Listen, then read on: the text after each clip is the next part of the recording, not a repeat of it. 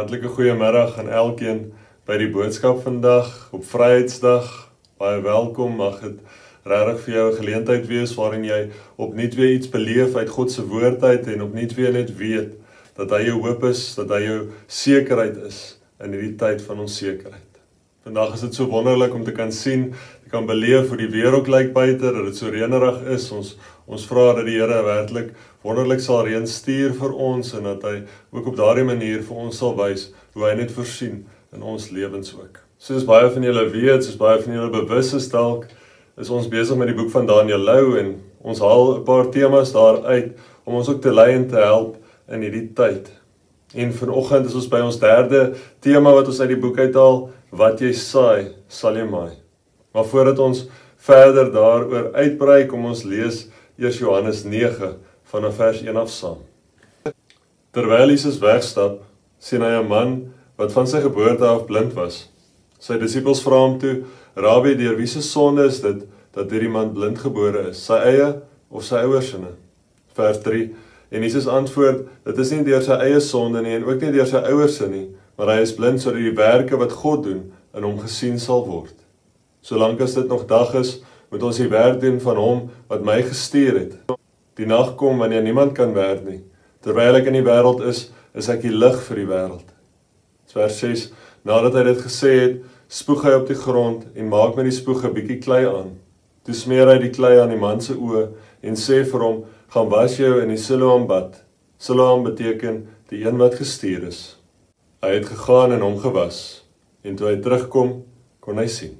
Tot sover ons skriflesing vanoggend. Hoeveel keer in jou lewe het jy al vir jouself gesê dat die sondes wat jy doen op 'n manier gestraf word deur God?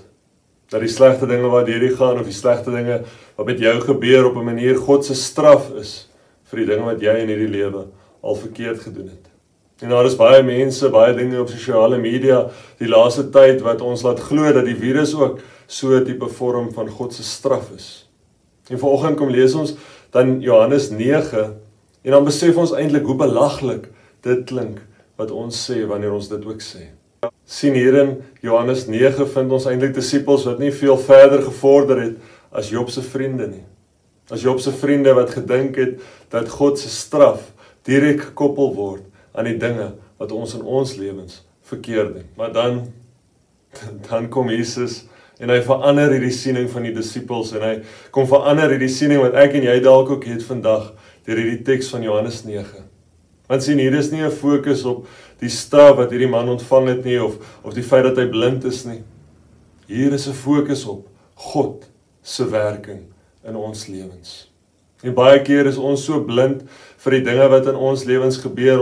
Ons word so blind gemaak deur die slegte dinge wat met ons gebeur dat ons sukkel om werklik te besef of te sien waarmee God besig is. En vanoggend wil die Here vir my en vir jou uit Johannes 9 kom sê dat baie keer wanneer ons dink ons word gestraf vir iets, eintlik God besig is om sy werk deur ons lewens in ons lewens sigbaar te laat word. In hierdie tyd waar ons so onseker is, in hierdie tyd waar ons voel ons word gestraf vir iets, in hierdie tyd moet ek en jy weet vanoggend uit Johannes 9 uit dat die Here besig is met iets groter. Dat God besig is om hierdie omstandighede te gebruik, net soos wat hy daardie blinde man se blindheid genees het, om ons ook nader en nader aan hom te trek. Maar die wonder vir ons vanoggend is dat die Here nie net deur hierdie man vir homself, vir die man self, sy werking kom wys nie, maar deur hierdie blinde man het hy ook kom wys vir ander mense wat dit beteken om God na te volg. Dit beteken 'n lewe van sekerheid. Dit beteken 'n lewe van heling. Dit beteken 'n lewe waarin ons altyd hoop het. En Daniël Lou kom vanoggend en hy haal vir ons ook 4 werke uit van God, wat ons ook in hierdie gedeelte optel.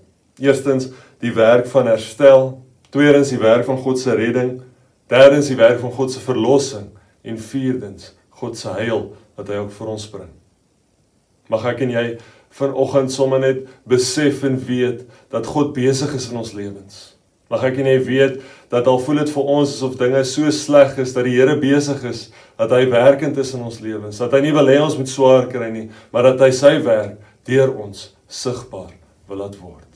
Mag jy dit vandag weet, mag jy in daardie sekerheid ook leef, en mag jy weet dat hy ons hoop is, bo alles anders. Ek groet jou in die naam van die Vader, in die naam van die Seun, in die naam van die Heilige Gees. Amen.